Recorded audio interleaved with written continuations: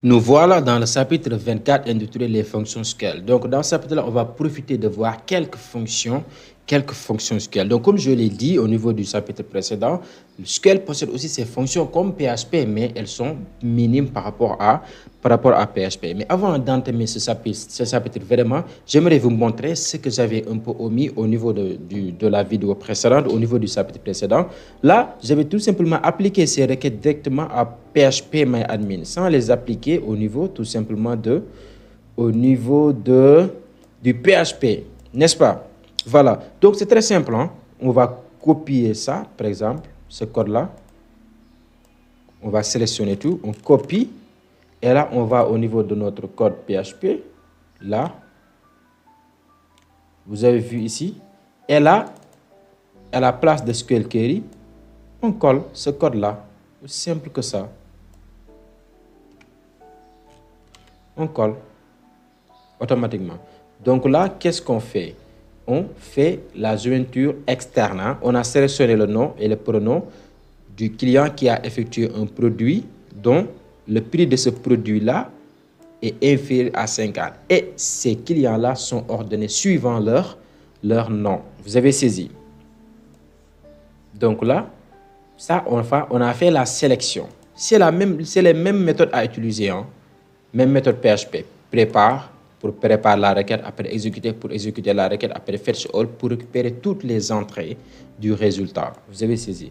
Et là, après, on utilise ce qu'on appelle ici une boucle pour parcourir les informations. Donc là, j'ai pu commencer en mettant P, ici nom, le nom du client, produit acheté. Voilà, je pourrais continuer en mettant, vu que ici je sélectionne le produit, le prix, ainsi que le nom, je pourrais ici ajouter, par exemple, ça c'est le prix, je pourrais mettre point, j'ouvre les guillemets, de prix, et là je mentionne le prix. Je mentionne le prix.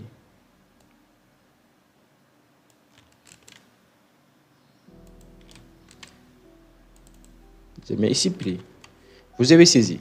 Et là, si j'exécute, mon code, c'était où ça?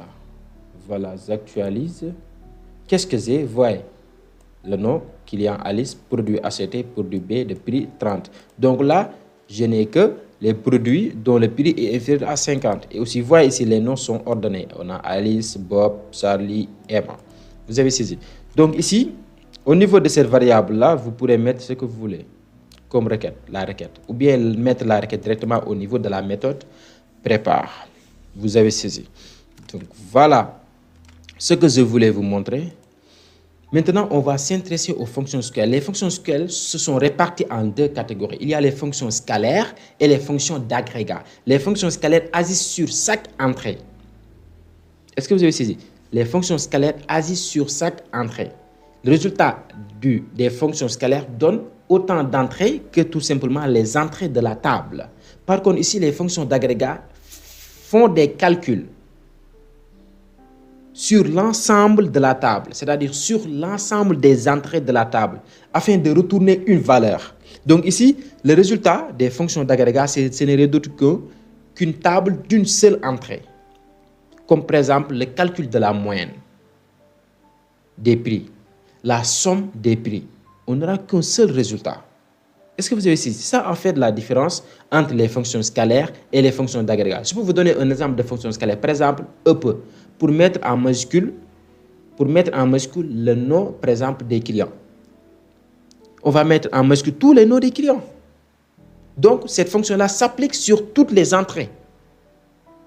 Sur chaque entrée. Par contre, avec les fonctions d'agrégat, comme le calcul de la moyenne, eh bien, elle va réunir toutes les entrées afin de calculer la moyenne pour renvoyer une valeur qui est là, qui est la moyenne, ou bien pour faire la somme des produits, du prix des produits commandés. Donc, ça va renvoyer un seul résultat. C'est pourquoi j'ai dit ici que les fonctions scalaires agissent sur chaque entrée. Les fonctions d'agrégat font des calculs qui sont faits sur l'ensemble de la table pour retourner une valeur. on va voir quelques exemples des fonctions scalaires et surtout leur utilisation. Eh bien, leur utilisation, c'est pareil. Si on sait vraiment comment utiliser la fonction up, eh bien, l'usage des autres fonctions, c'est facile, c'est pareil. On n'aura pas de problème.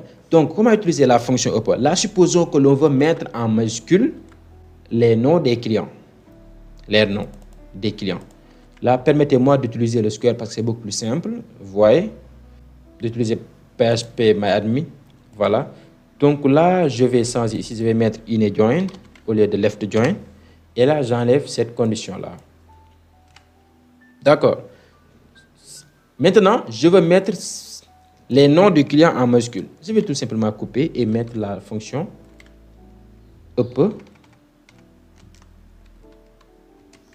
comme ça. J'ouvre les accolades. Et là, j'y colle ce que je veux mettre en majuscule. Vous avez saisi? Donc là, ces fonctions-là prennent en fait un paramètre qui est un des champs de notre table. Vous avez vu? Elle a l'habitude de donner un aléa à ces champs-là. Comme par exemple ici, âge, je peux l'appeler âge. Je peux l'appeler par exemple nom, mas, nom en majuscule. Vous avez saisi? Donc, elle a l'habitude d'utiliser les aléas. Si on utilise les fonctions scalaires comme les fonctions d'agrégation. Si j'exécute, qu'est-ce que j'aurai comme résultat?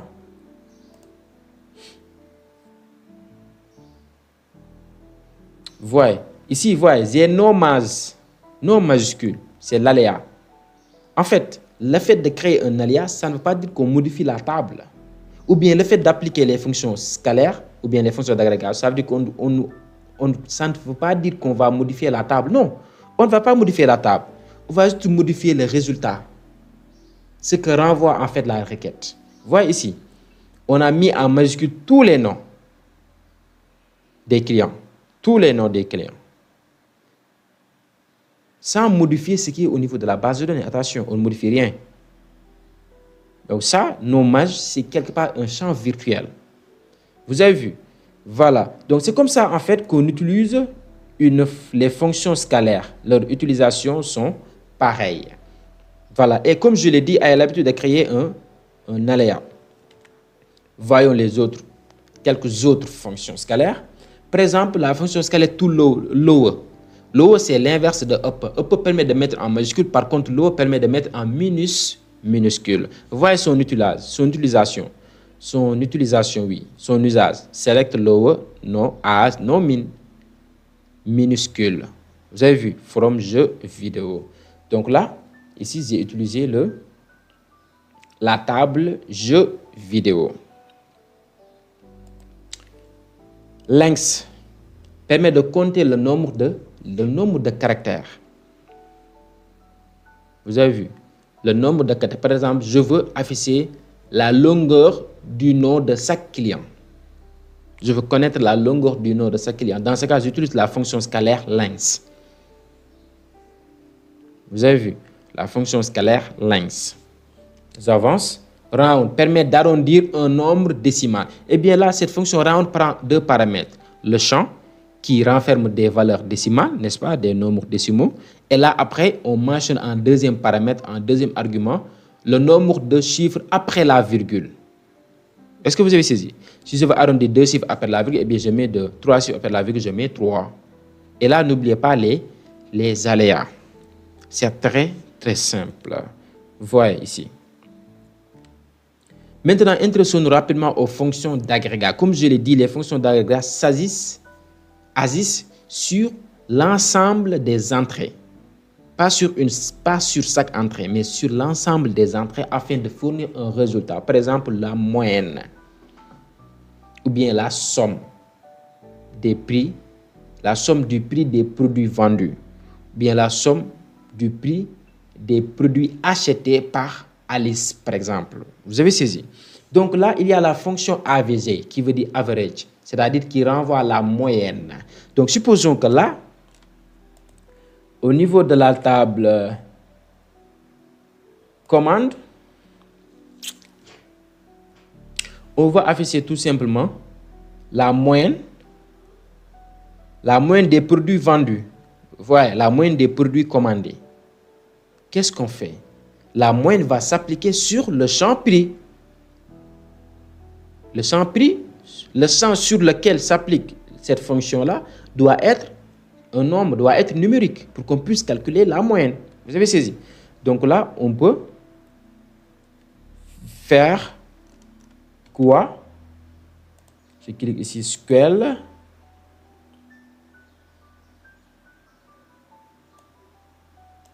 On met select, voilà, AVG.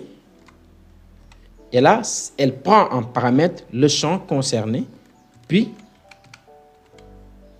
voilà, là, je n'ai pas mis d'aléa parce que j'utilise une seule table. Hein. Ce n'est pas méchant. Puis, from command. Vous avez saisi. Donc, j'ai mis select AVG, puis from command. Je veux calculer la moyenne du prix des produits commandés. Si je clique sur execute, qu'est-ce que j'aurai comme résultat? Une seule entrée. Une seule entrée. Voyez, 40 000. Une seule entrée. 40 plutôt au lieu de 40 000. 40,00. Voyez, 40 c'est la moyenne. Vous avez vu comment ça s'applique? Voyez, select AVG prix from. Mais attention, il ne faut pas mettre AVG. Je veux sélectionner la moyenne des prix après, en même temps, le produit. Il ne faut pas faire ça. Parce que déjà, la fonction d'agrégation ne renvoie qu'une seule entrée. Alors que le prix, si on met produit, select produit, on sélectionne tous les produits. C'est impossible de faire ça. C'est impossible de faire ça. Vous avez saisi. Donc, on n'allie pas, on ne peut pas afficher à la fois le résultat d'une fonction d'agrégation avec les autres champs, avec les champs de notre table. Est-ce que vous avez saisi? Donc ça, c'est impossible. Il ne faut pas faire ça. Vous avez vu? Voilà. Maintenant, ici, si vous savez comment s'utilise une fonction d'agrégation, eh bien, vous savez comment s'utilisent presque toutes les fonctions d'agrégation parce que leur manière d'usage, c'est pareil. Vous avez saisi? Là, n'hésitez pas à filtrer. Là, on peut par exemple filtrer. On sélectionne le prix des produits. Si je veux, la moyenne des prix de produits,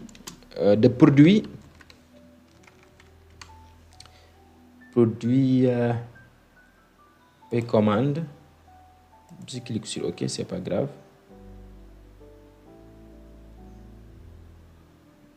De produit A, par exemple, vous voyez ici, il y a le produit A, produit A, produit A, produit A 4 fois.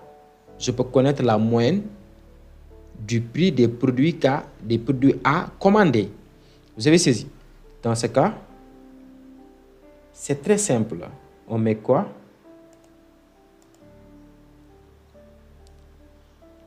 Là, je vais cliquer sur récupérer la requête auto-sauvegardée. Vous voyez, je vais mettre ici where. Where quoi? Produit. J'enlève ça. Produit égale, je mets produit A. Voilà. Je clique sur exécuter. Et là, il m'affiche ici 50. La moyenne du prix des produits A vendus, c'est 50. Vous avez vu? Voilà. En fait, pour bien vraiment illustrer ces fonctions-là, je préfère utiliser la table jeu vidéo. Changeons de table. Intéressons-nous maintenant à la table jeu vidéo. D'accord. Donc, si on s'intéresse à la table jeu vidéo, voyez, ici, on a encore plus d'attributs, plus d'entrées, plus de champs, mais aussi plus d'entrées. Vous avez vu? Donc, supposons là que l'on veut connaître le prix, la moyenne du prix des jeux. La moyenne du prix des jeux. C'est très simple. On va faire comme d'habitude, comme tout à l'heure plutôt. On va juste changer le nom de la table. Voilà ici, select from jeux vidéo. Là, je vais mettre à la place AVG. Voilà. Et là, prix from jeu vidéo, je peux enlever la condition. Hop, point virgule. Je clique sur exécuter. Et là, qu'est-ce que j'ai? Vous voyez ici, la moyenne, c'est 28,34. Maintenant, supposons que je veux connaître la moyenne du prix des jeux dont le possesseur est Patrick. Et Patrick. Vous voyez ici, Patrick. Ou Florent. Patrick. Pour faire un peu de filtrage, en fait. Voilà, donc je fais ça, SQL. Je clique sur la requête sauvegardée, ça est là. Et là, j'ajoute ma clause where. Donc là, vous n'êtes pas obligé de mettre les apostrophes là, à ce niveau. J'ajoute ma clause where. Et là, je mets tout simplement possesseur égale à Patrick. Vous avez saisi? Et là, je clique sur exécuter. Qu'est-ce que j'aurai? La moyenne, c'est 34,46, je ne sais pas moi. Et là, je peux après, si je veux arrondir le résultat. Oui. D'accord. Voilà, ajouter la jaune. Donc, c'est comme ça qu'on utilise les fonctions d'agrégation. N'hésitez pas à filtrer. Ne pas mélanger une fonction d'agrégation avec d'autres sens. C'est ce que je disais tout à l'heure. Le fait d'afficher à la fois le prix moyen des jeux de Patrick ainsi que, tout simplement, la console. Ça, c'est interdit. La console, c'est un des champs de jeux vidéo. N'est-ce pas? C'est interdit. Voilà. Maintenant, voyons quelques fonctions d'agrégation utiles. Il y a la fonction SUM qui permet d'additionner les valeurs.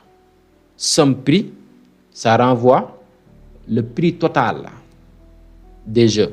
Si on veut faire ici le filtrage, vous voyez le prix total des jeux de Patrick. Le prix total des jeux dont Patrick est le possesseur. Donc là, vous voyez ici, je n'ai pas mis en fait les aléas. Elle a l'habitude de mettre des aléas. Vous voyez ici. C'est pourquoi ici, au niveau du résultat, on a ce genre-là, AVG prix. Si on mettait l'aléa, on aura ici le nom de l'aléa. Vous avez saisi. Voilà, donc somme pour additionner les valeurs. Donc somme s'applique sur toutes les entrées. On additionne la somme du prix de chaque entrée. Vous avez vu? Voilà, pour connaître le prix total du jeu. Ici, on a filtré en imposant tout simplement, en choisissant seulement le possesseur Patrick, les jeux de Patrick. Max retourne la valeur maximale. Si on veut retourner le prix maximal des jeux vidéo, le jeu le plus cher, eh bien, on utilise max. Max entre parenthèses prix. Voyez ici, as prix max from jeu vidéo. Vous avez vu? Si on veut sélectionner le prix de jeu le plus cher de Patrick, là, on va ajouter where possesseur égale Patrick. Vous avez saisi? Donc, c'est très, très, très facile. L'usage des fonctions d'agrégat. Le min, c'est le contraire. Retourne la valeur minimale. Le jeu le moins cher, par exemple. Vous avez vu? Min, max s'applique sur des nombres, sur le numérique. Attention. Vous avez vu? Voilà. Count permet de compter le nombre d'entrées. Par exemple, là, si on veut compter le nombre de jeux, le nombre d'entrées, on met tout simplement ici count. Count ici. Et là, attention, count s'utilise différemment. Soit on met astérix, qui veut dire tout, n'est-ce pas? As, je peux dire nombre, jeu.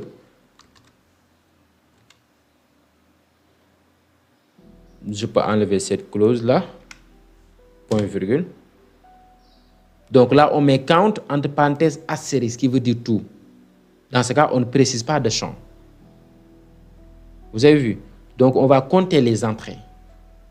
Si j'exécute, qu'est-ce qu'on aura? On aura normalement 50 entrées, si je ne me trompe pas. On a 50 entrées. Sur jeu, oui. Cette table renferme 50 entrées. 50. Donc, 50 jeux. Vous avez vu? 50 jeux. Voilà. Donc, console, ça n'a pas de sens. Vous avez vu? Ça affiche 50 jeux. Si je veux, par exemple, afficher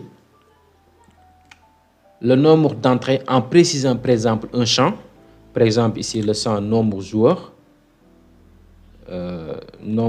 joueurs max, vous voyez? Dans ce cas, eh bien, la count va compter tout simplement l'ensemble des entrées dont nombre joueur max n'est pas égal à nul. Si c'est égal à nul, cette entrée-là sera ignorée, ne sera pas prise en compte. Vous avez saisi? Mais malheureusement, si je ne me trompe pas, il n'y a pas un nombre de joueurs max qui est égal à nul. Si c'était le cas, en fait, on aurait moins de 50. Vous avez vu? On aurait moins de 50. Voilà, là, il y a 50. Parce que tout simplement, il n'y a aucune entrée qui renferme le nombre de joueurs max nul. Vous avez vu? Voilà, c'est ça en fait l'utilité de la fonction count. D'habitude, on met count astérix tout simplement pour renvoyer le nombre d'éléments. Donc, si vous voulez connaître, par exemple, si vous avez une table étudiant, vous voulez connaître le nombre d'étudiants, utilisez count, la fonction d'agrégation count. Count astérix as nombre étudiant from étudiant. Aussi simple que ça. Vous avez vu? Voilà. Donc ici, c'est ce que je viens de dire, hein, compter le nombre d'entrées. C'est ce que je viens de dire. Là, j'ai oublié de mettre le point virgule, mais ce n'est pas méchant. Maintenant, si je veux compter, par exemple, le nombre de possesseurs. Si je veux connaître le nombre de possesseurs, le nombre de propriétaires de jeux, là, je pourrais utiliser distinct possesseur. Pourquoi distinct? Distinct permet entre autres de supprimer les doublons. C'est-à-dire, on va prendre les valeurs uniques, les possesseurs uniques. N'est-ce pas? Là, au niveau de la table, jeux vidéo, on a ici Florent, Patrick, Florent, Michel, Patrick, Michel, Florent, etc. Avec distinct, on ne va prendre qu'une seule fois Patrick, qu'une seule fois Florent, qu'une seule fois Michel. Donc, on va éliminer les doublons. On va prendre les valeurs uniques. Est-ce que vous avez saisi? Donc, ce code-là va renvoyer tout simplement les possesseurs des œufs. Distinct possesseur. Appliquons cela pour voir. Count. Je clique ici, récupérer la requête de sauvegarder. Donc ici, je mets count, distinct, possesseur. Voilà, je mets ici les possesseurs. Oui, les possesseurs. Comme ça. J'exécute.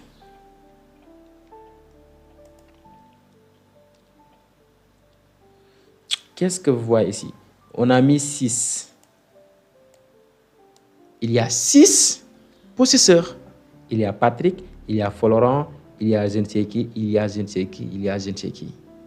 Vous voyez, avec distinct, si on ne mettait pas distinct, qu'est-ce qu'on aura? Si on ne mettait pas distinct, qu'est-ce qu'on aura? On aura 50 sûrement.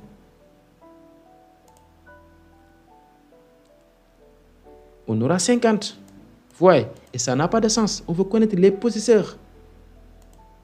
Donc, il faut appliquer tout simplement ici distinct pour éviter les doublons, pour prendre des valeurs uniques. Vous avez saisi? Voilà. La fonction count est très importante. Maintenant, on va s'intéresser au group by et having, qui permettent de faire le groupement de données. Donc, tout à l'heure, vous vous souvenez, j'avais dit que il ne faut pas tout simplement mélanger les fonctions d'agrégation et le champ. Il ne faut pas sélectionner à la fois une fonction d'agrégation ainsi qu'un champ de la table. Maintenant, avec group by, c'est possible. Parce que group by permet de grouper en fait des données. Permet de grouper des données suivant un caractère. Par exemple, là, on veut grouper ici la moyenne et la console des jeux de chaque possesseur. On peut faire le groupement. Est-ce que vous avez saisi? On peut faire le groupement. On peut grouper tout simplement tous les jeux de Patrick à côté, tous les œufs de Florent à côté, tous les œufs de Michel à côté. C'est ça en fait l'utilité de grouper. Mais on groupe suivant quoi? Suivant par exemple la console. Grouper suivant la console ou bien on groupe suivant le nom du possesseur, etc. Donc voilà, c'était tout ce chapitre-là qui nous permet de voir, de découvrir certaines fonctions SQL. Il y en a d'autres, il faut tout simplement se mettre au niveau de la documentation pour essayer de découvrir les autres, ce qu'on n'a pas pu voir, ce qu'on n'a pas pu découvrir.